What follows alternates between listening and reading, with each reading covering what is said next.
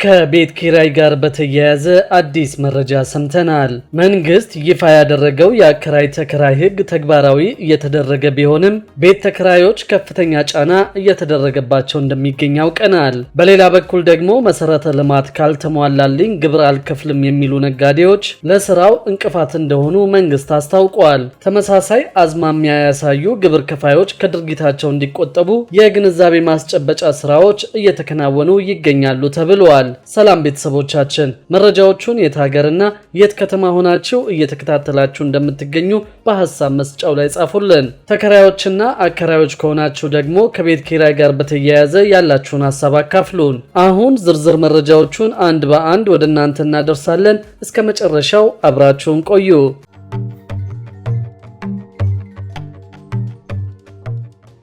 ከቤት ኪራይ ጋር በተያያዘ አዲስ መረጃ ሰምተናል። መንግስት ይፋ ያደረገው የአከራይ ተከራይ ህግ ተግባራዊ እየተደረገ ቢሆንም ቤት ተከራዮች ከፍተኛ ጫና እየተደረገባቸው እንደሚገኝ ያውቀናል። መንግስት የአከራይ ተከራይ ውል በማውጣት ተግባራዊ ቢያደርግም ባለፉት ጥቂት ወራት ብቻ ከአንድ ጊዜ በላይ የቤት ኪራይ ጭማሪ ያደረጉ የቤት አከራዮች መኖራቸውን ሰምተናል። ምክንያት እየፈለጉ የሚደረገው የቤት ኪራይ ጭማሪም ብዙዎችን በማማረር ላይ ይገኛል። መንግስት ቁጥጥር እንደሚያደርግ ቢያሳውቅም እስካሁን ድረስ ምንም አይነት እንቅስቃሴ እየታየ አይደለም ሲሉ ተከራዮቹ በምሬት ተናግረዋል። የመኖሪያ ቤት አከራይና ተከራይ ውል የህዝብ ተወካዮች ምክር ቤት ባለፈው ዓመት ያጸደቀውን የመኖሪያ ቤት ኪራይ ቁጥጥርና አስተዳደር አዋጅን መሰረት በማድረግ የሚፈጸም ነው። በአዲሱ አዋጅ መሰረት ያልተረጋገጠና ያልተመዘገበ የመኖሪያ ቤት ኪራይ ውል እንዳልተደረገ ይቆጠራል። በህጉ መሰረት ውል ያልፈጸሙ አከራይም ሆነ ተከራይ ባልተመዘገበ የኪራይ ውል መብታቸውን ሊጠይቁ አይችሉም ተብሏል። በዚህም መሰረት አከራይና ተከራይ ለወራት ያህል የአዲስ አበባ ቤቶች ልማት አስተዳደር ባስቀመጠው የጊዜ ገደብ ውል ሲፈጽሙ ቆይተዋል። መንግስት ይህንን እርምጃ ቢወስድም ነዋሪዎች ግን የቤት ኪራይ ጭማሪ ብቻ ሳይሆን ውል ለመፈራረምም ፍላጎት እንደሌላቸው እየገለጹላቸው መሆኑን ተከራዮች ተናግረዋል። አንድ ተከራይ እንደተናገሩት ከሆነ መንግስት የአከራይ ተከራይ ውል ተፈራረሙ ሲል የቤት አከራያቸው ውል እንደማይፈርሙ ከመናገር ባለፈ ውሉን ለመፈራረም ከሞከሩ የዋጋ ጭማሪ እንደሚያደርጉባቸው ማስፈራሪያ እንደደረሳቸው ገልጸዋል። በዚህ ምክንያትም አከራያቸው ፈቃደኛ ባለመሆኑ ወደ ቀበሌ ሄደው ውል ሳይዋዋሉ ቀርተዋል። መንግስት ውል ያልተዋዋሉ አከራዮችንና ተከራዮችን እቀጣለሁ ማለቱን ጠቅሰው መንግስት ውል አለመግባታቸውን ቢደርስበት እሳቸውም ሊቀጡ መሆኑን አስታውቀዋል። ሌላ ተከራይ በበኩላቸው ከአከራያቸው ጋር ውል ቢዋዋሉም ለመንግስት ያሳወቁት የኪራይ መጠን ግማሹ ብቻ መሆኑን ጠቅሰዋል። አከራዩ ግማሹን ክፍያ በባንክ በኩል ሲቀበሉ፣ ቀሪውን ደግሞ በካሽ እንደሚቀበሉ ጨምረውም ተናግረዋል። አከራዮች የኪራይ ገቢ ግብር እንዳይበዛባቸው በመፍራት ከዚህ ውሳኔ ላይ መድረሳቸውንም ጠቁመዋል። የኪራይ ውሉን የማረጋገጥና የማስመዝገብ ግዴታቸውን ያልተወጡ አከራይና ተከራይ የገንዘብ ቅጣት እንደሚጣልባቸው የአከራይ ተከራይ አዋጁ ይደነግጋል። የገንዘብ ቅጣት መጠኑ የተቆጣጣሪው አካል በሚያወጣው መመሪያ የሚወሰን ሲሆን ቅጣቱ ከ3 ወር የቤቱ ኪራይ እንደማይበልጥም አዋጁ ገደብ አስቀምጧል። አዋጁ የመኖሪያ ቤት ኪራይ ጭማሪ የመንግስት ተቆጣጣሪ አካል በሚወስነው መሰረት በዓመት አንድ ጊዜ ብቻ እንዲተገበር ያደርጋል። በጉዳዩ ዙሪያ የመንግስት አካላትን ሐሳብ ለማካተት የተደረገው ሙከራ አልተሳካም። በሌላ በኩል ደግሞ መሰረተ ልማት ካልተሟላልኝ ግብር አልከፍልም የሚሉ ነጋዴዎች ለስራው እንቅፋት እንደሆኑበት የገቢዎች ሚኒስቴር አስታውቋል። ተመሳሳይ አዝማሚያ ያሳዩ ግብር ከፋዮች ከድርጊታቸው እንዲቆጠቡ የግንዛቤ ማስጨበጫ ስራዎች እየተከናወኑ ይገኛሉ ተብሏል። ማንኛውም በንግድ ስራ ላይ የተሰማራ ነጋዴ ግብሩን በወቅቱ አሳውቆ ክፍያ የመፈጸም ግዴታ እንዳለበት ቢታወቅም ጥቂት የማይባሉ ግብር ከፋዮች ጥቃቅን የመሰረተ ልማት ፍላጎቶቻችን አልተሟሉም በማለት የሚጠበቅባቸውን ዓመታዊ ግብር ከመክፈል በማፈግፈግ ላይ እንደሚገኙ የገቢዎች ሚኒስቴር አስታውቋል። ግብር ከፋዮች መብታቸውን መጠየቃቸው የስልጡንነት ተግባር ቢሆንም መታሰብ የሚገባው በአካባቢና በሰፈር ሳይሆን እንደ ሀገር ነው ያሉት በገቢዎች ሚኒስቴር የታክስ ከፋዮች ትምህርት ዳይሬክቶሬት ዳይሬክተር አቶ ብርሃኑ ሲሳይ ናቸው። አቶ ብርሃኑ እንደተናገሩት የመብራት መቆራረጥን፣ የመንገድ አለመኖርን፣ ውሃ መጥፋትንና መሰል ጉዳዮችን በማንሳት ግብር አልከፍልም የሚሉ ነጋዴዎች እየተስተዋሉ ይገኛሉ። የመሰረተ ልማት ጥያቄያቸው ተገቢ ቢሆንም ያቀረቡበት መንገድ ትክክለኛ እንዳልሆነና ግዴታ መወጣት የዜግነት ጉዳይ እንደሆነ በመግለጽም ይህንን ችግር ለመቅረፍ የግንዛቤ ማስጨበጫ ትምህርት እየተሰጠ እንደሚገኝ ተናግረዋል። አንዳንድ ግብር ከፋዮች በተከታታይ ዓመታት ኪሳራ አነስተኛ ትርፍና ተመላሽ ብቻ እያሳወቁ እንደሆነ የተናገሩት ኃላፊው መንግስት ከታክስ በሚሰበስበው ገንዘብ ሀገራዊ ፋይዳና ማህበረሰባዊ ጠቀሜታ ያላቸውን በርካታ መሰረተ ልማቶች እየገነባ እንደሚገኝ በማንሳት ማንኛውም ነጋዴ የህግ ተገዢ መሆን እንደሚገባው አጽንኦት ሰጠውበታል። አቶ ብርሃኑ አክለውም በደረሰኝ የመገበያየት ልምድ እየተሻሻለ ቢሆንም በተለይ ሸማቹ ደረሰኝ የመቀበል ልምዱን እንዲያዳብር ጠይቀዋል። በደረሰኝ አለመገበያየት በግብር አሰባሰቡ ላይ ከፍተኛ አሉታዊ ተጽዕኖ እንደሚያሳድር ጠቅሰው ለግብይት ደረሰኝ በማይቆርጡ ነጋዴዎች ላይ በሚካሄድ ክትትል አጥፊዎች እየተቀጡ እንደሆነ አብራርተዋል። የተጠቀሱት ችግሮች በሀገር እድገት ላይ ከፍተኛ ጉዳት የሚያስከትሉ በመሆኑ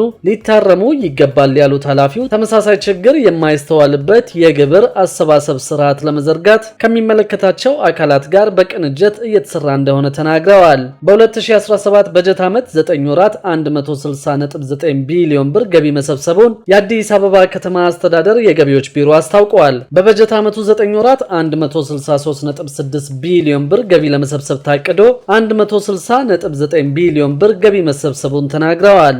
አገልግሎት አሰጣጡን ለማቀላጠፍ ብልሹ አሰራሮችንና ሌብነትን ለመቅረፍ የሚያግዙ ቴክኖሎጂዎችን ወደ ስራ በማስገባት የገቢ አሰባሰቡን እያሻሻለ መምጣቱንም ነው ያነሱት። የዕዳ ክትትልና አስተዳደርን በማጠናከር በ9 ወራት ብቻ ከ6 ቢሊዮን ብር በላይ ዕዳ መሰብሰቡን አንስተው የታክስ ስወራን ለመቀነስ እየተሰራ ነው ብለዋል። በሌላ በኩል ደግሞ ከ3.3 ቢሊዮን ብር በላይ በሚያወጡ የታክስ ቅሬታ መዝገቦች ላይ ውሳኔ ማሳለፉን የታክስ ይግባኝ ኮሚሽን አስታውቋል። ከነዚህ መዝገቦች ገሚሶቹ ለመንግስት የተወሰኑ፣ ገሚሶቹ ደግሞ ለቅሬታ አቅራቢዎቹ የተወሰኑ ናቸው ተብሏል። የግብር አከፋፈልና የጉምሩክ ጉዳዮችን በተመለከተ ግብር ከፋዩ ማህበረሰብ የሚያቀርባቸው ቅሬታዎች ተመርምረውና ሁለቱን በማከራከር በገለልተኛ ፍትሐዊ ውሳኔዎችን እየሰጠ መሆኑን ኮሚሽኑ በሰጠው መግለጫ ጠቅሷል። በዚህም ባለፉት 9 ወራት ከቀረቡለት 1144 የግብር አቤቱታ መዝገቦች ከ3.3 ቢሊዮን ብር በላይ በሚያወጡ 686 መዝገቦች ላይ ውሳኔ ማሳለፉን የኮሚሽኑ ፕሬዝዳንት አቶ ሙሉጌታ አያሌው ተናግረዋል። ከዚህም ውስጥ 295 መዝገቦችን ለመንግስት አካላት ማለትም ለገቢ ሰብሳቢ መስሪያ ቤትና ለጉምሩክ ኮሚሽን ሲወስን 232 መዝገቦችን ደግሞ ለቅሬታ አቅራቢ ግለሰቦች መወሰኑንም ፕሬዝዳንቱ ጠቁመዋል። ሁለቱንም ወገን በማከራከር የመንግስት አካላትን ውሳኔ እስከ መሻር የደረሰ ውሳኔ ማሳለፍ ስልጣን አለንም ብለዋል። አንድ የግብር ቅሬታ በ4 ወር ጊዜ ውስጥ ቀርቦ ውሳኔ ማግኘት አለበት የሚሉት የኮሚሽኑ ፕሬዝዳንት አቶ ሙሉጌታ በኮሚሽኑ የገቢዎች ሚኒስቴርና የጉምሩክ ኮሚሽንን ውሳኔ ሽረን ገንዘቡ ለቅሬታ አቅራቢው ተመላሽ እንዲሆን የአፈጻጸም መመሪያ ብንሰጥም መስሪያ ቤቶቹ ሳይፈጽሙት ለረጅም ጊዜ ይቆያል። ይህንን ችግር ለመፍታትና ይግባኝ ባዩ የተወሰነለትን እንዲያገኝ ለማድረግ እየተነጋገርን ነው ብለዋል።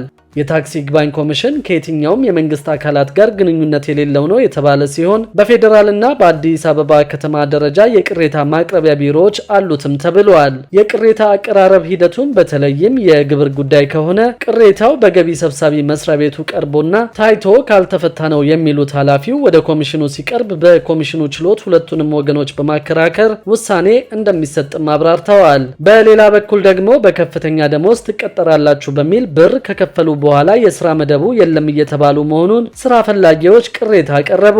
በአዲስ አበባ ህጋዊ የስራ አገናኝ ኤጀንሲ መስለው የቅጥር ማስታወቂያ በማውጣት በፈለጋችሁት የስራ መደብ በከፍተኛ ደሞዝ ስራ ትቀጠራላችሁ የሚሉ አጭበርባሪዎች መኖራቸውን ስራ ፈላጊ ቅሬታ አቅራቢዎቹ ገልጸዋል። ቅሬታ አቅራቢዎቹ እንደገለጹት ከሆነ በተለይም በአዲስ አበባ ከተማ በ22 እና ሜክሲኮ አካባቢ ቢሮ ከፍተው ህጋዊ ኤጀንሲዎች ነን የሚሉ አካላት ተበራክተዋል። አክለውም የሚያወጡት የስራ ማስታወቂያ ከፍተኛ ደሞዝ ያለውና ለዚህም ከ2000 ብር በላይ እንደሚያስከፍሏቸው እንዲሁም ጠብቁ የሚልና ሌሎች ምክንያቶችን በመስጠት እንደሚያታልሏቸውም ገልጸዋል። ፈቃድ ሳይሰጣቸውና ከተፈቀደላቸው ውጭ ገንዘብ የሚያስከፍሉ ኤጀንሲዎችን በተመለከተ ምን አይነት ቁጥጥር እየተደረገ ነው በሚል ለአዲስ አበባ ከተማ ንግድ ቢሮ የኮሚኒኬሽን ዳይሬክቶሬት ዳይሬክተር አሸናፊ ብርሃኑ ጥያቄ ቀርበዋል። ዳይሬክተሩ በምላሻቸው በዚህ ጉዳይ ላይ ከፍተኛ ቁጥጥርና ክትትል እየተደረገ መሆኑን አንስተው ህጋዊ ፈቃድ ሳይኖራቸው ማስታወቂያ በመለጠፍና ህጋዊ በማስመሰል የሚንቀሳቀሱትን በጥናት በመለየት እርምጃ እየተወሰደ ነው ብለዋል።